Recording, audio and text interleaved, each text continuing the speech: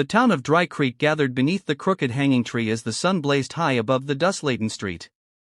Mothers held their children up on shoulders, men whispered grimly of justice, and the sheriff stood with his hand on the lever. Beneath the beam, with a noose drawn tight around his neck, stood Luke Carver.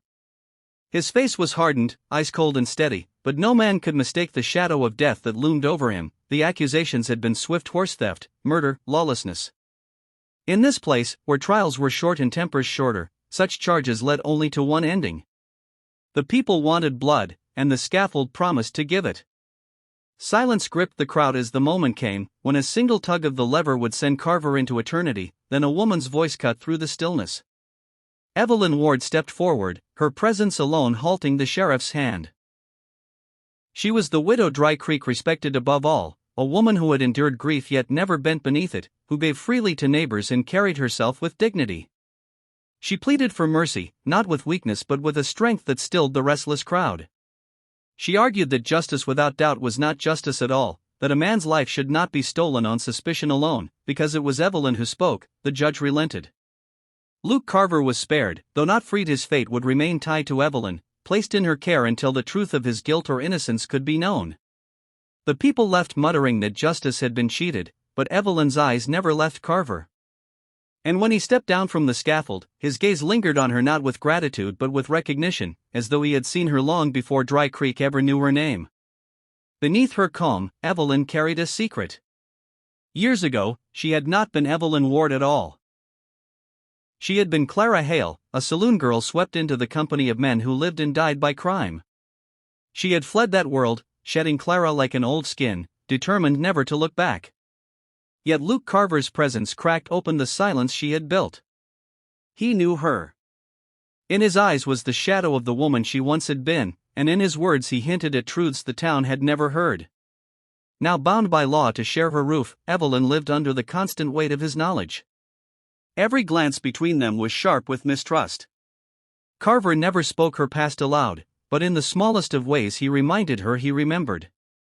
To the town he was only a criminal biding time. To Evelyn, he was a reminder that her past had never truly died. Whispers stirred among the people. A widow keeping a condemned man in her home was scandal enough. Neighbors slowed at her gate, children were pulled aside, and suspicion grew. But a greater storm gathered beyond their knowing. Carver confessed in fragments that men were hunting him, men tied to old sins, men who would not forgive. And in those hints Evelyn recognized names from her own shadowed years. The storm broke with the arrival of Jed Rourke. His riders came on a wave of dust, their leader a figure Evelyn had prayed never to see again. Rourke was older, his face carved by years, but his eyes burned with the same ruthless fire. Once she had belonged to the world he ruled until she betrayed him. That betrayal had scattered his gang, but vengeance had smoldered ever since. Rourke demanded Carver, but his gaze never left Evelyn. To the townsfolk it seemed the business of outlaws, but beneath it ran something deeper, unfinished reckoning. The people of Dry Creek, once firm in their trust of Evelyn, now faltered. Why did this stranger speak her name as though it were cursed? Why did suspicion follow every word he uttered? The respect she had carried began to unravel. Thread by thread, Evelyn and Carver fled into the wilderness, chased by men who would not rest until they were broken. Nights by the fire were heavy with fear, the crackle of flames drowned by the thought of hoofbeats in the dark. Forced together, they could no longer hide the truth. Carver revealed he had known her long ago not as Evelyn, but as Clara Hale, the woman who had risked everything to betray Rourke and save lives.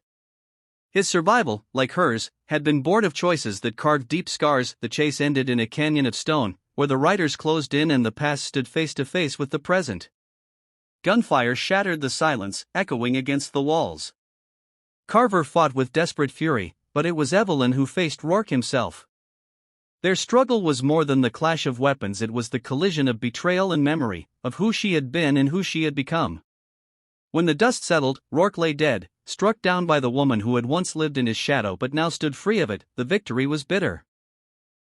The people of Dry Creek had followed the sound of battle, arriving in time to witness the truth unveiled. They saw Evelyn not only as the widow they admired but as Clara Hale, the woman who had once walked among outlaws before turning against them.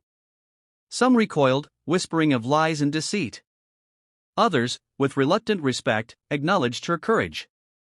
The town was no longer united in its judgment of her, and Evelyn knew her name would never again be spoken with the same easy trust.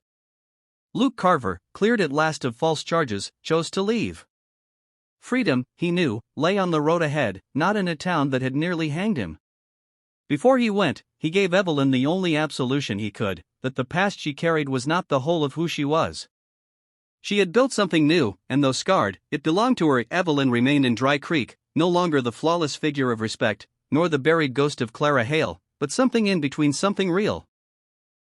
At night, the lantern in her window still burned, casting its glow across the empty roads. To travelers it was a beacon of safety, as it had always been. But to her, it was a reminder that redemption, once seized, must be guarded with every breath. Her past had returned, tried to claim her, and failed. Though the town's whispers might never fully cease, Evelyn stood unbroken. And in the silence of the prairie nights, the light in her window told its own story, that some pasts may haunt forever, but they do not rule.